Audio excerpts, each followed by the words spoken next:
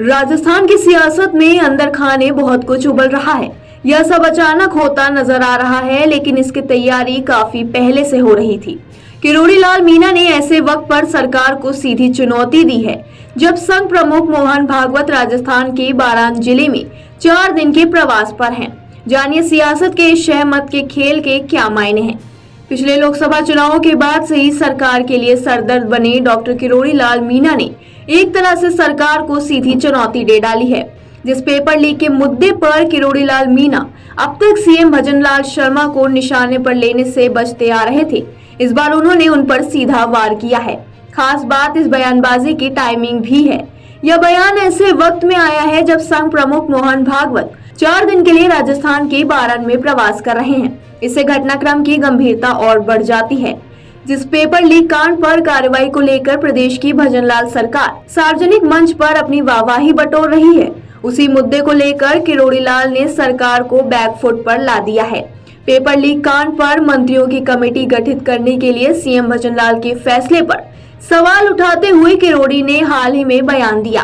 किरोड़ी ने कहा, sub inspector भर्ती परीक्षा मामले में 5 मंत्रियों की कमेटी बना दी। मंत्रियों की कमेटी का क्या अर्थ है? परीक्षा रद्द होनी चाहिए।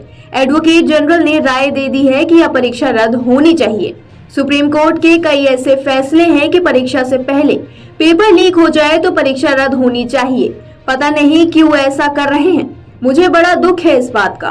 किरोड़ी ने कहा, मैं एसआई भर्ती रद्द कराने के लिए 3 बार सीएम को कह चुका हूं। उस दिन कैबिनेट बैठक में इसलिए गया था कि परीक्षा रद्द होनी चाहिए।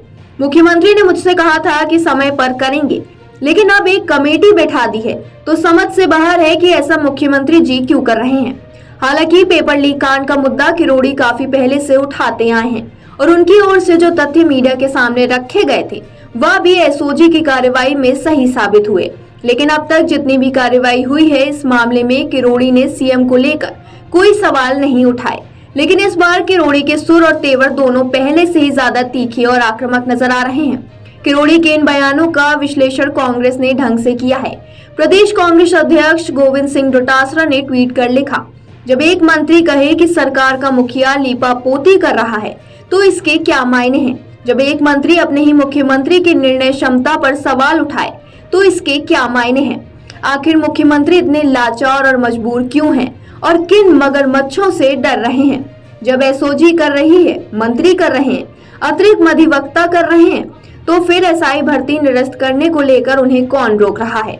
मुख्यमंत्री की बातों से उनके मंत्रिमंडल का एक सदस्य ही संतुष्ट नहीं है तो न्याय और नौकरी के इंतजार में बैठे युवा उनकी बातों पर भरोसा कैसे करेंगे। ऐसा नहीं है कि सिर्फ सरकार में असमंजस है। दिल्ली से मिले संकेत बता रहे हैं कि संगठन में भी कुछ ठीक नहीं चल रहा है। बीजेपी के राष्ट्रीय अध्यक्ष जेपी नड्डा को कल राजस्थान आना था और संगठन की बैठक लेनी थी, लेकिन नड्डा का यह दौरा निरस्त हो गया। हालांकि वे बैठक लेंगे, लेकिन वर्चुअली। नड्डा के दौरे का इस तरह से निरस्त हो जाने को लेकर भी पार्टी के अंदर कई तरह की चर्चाएं चल रही हैं। पिछले दिनों राष्ट्रीय संगठन महामंत्री बीएल संतोष भी यहां सदस्यता अभियान कड़ी नाराजगी जाहिर करके गए थे, जिसमें बीजेपी शासित होने के बावजूद राजस्थान की स्थिति देश के अन्य राज्यों के मुकाबले काफी खराब बताई गई थी। अगर आप ये वीडियो YouTube पर देख रहे हैं तो हमारे चैनल को सब्सक्राइब करें और बेल आइकन को दबाना ना भूलें। अगर आप Facebook पर ये वीडियो देख रहे हैं तो हमारे पेज को लाइक करें।